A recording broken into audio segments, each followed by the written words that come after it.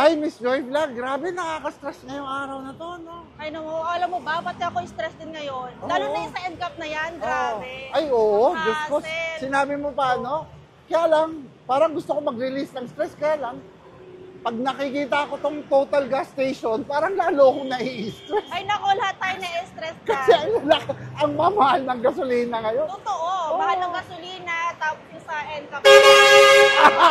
Talagang meron ka mga truck na mabusina. Ano kaya magandang para pampaalis ng stress? Yun na nga, I think maganda. Alam mo, gusto ko sana yung comedy bar. Meron kaya dito malapit dito? Ha? Tingin tayo sa ay, yun! Sakto! Oo nga, Comedy ano? bar. Alam mo, Meron Akalain mo may yun? comedy din, may bar pa.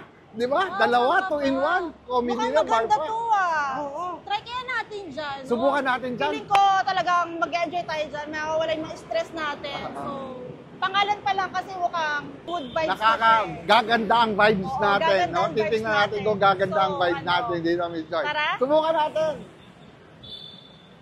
Samahan nyo kami. Go!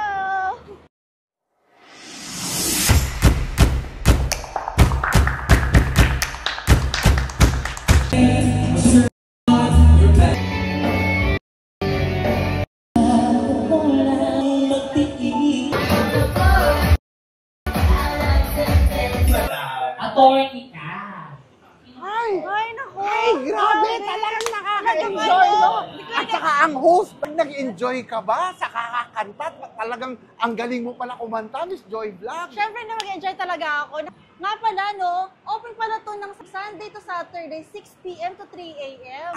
Babalikan ko tong comedy bar na to, ha? Itong good vibes. I-invite ko rin to yung mga friends ko dito. Mga problema sila.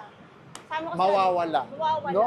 So yun, no? Masyal kayo dito sa Good Vibes. Talagang sulit na sulit, no? Oo, kasi pangalan pa lang, naku talagang good vibes na siya, guys. So, must try dito sa Good Vibes Comedy Bar. Alright, bye!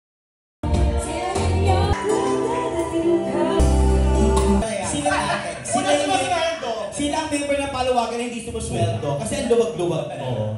Sing luwag eh. Sarap pala dito, hindi ko kayo nakikita. Oo, ano po talaga. Sarap naman ka, wala ka nakikita.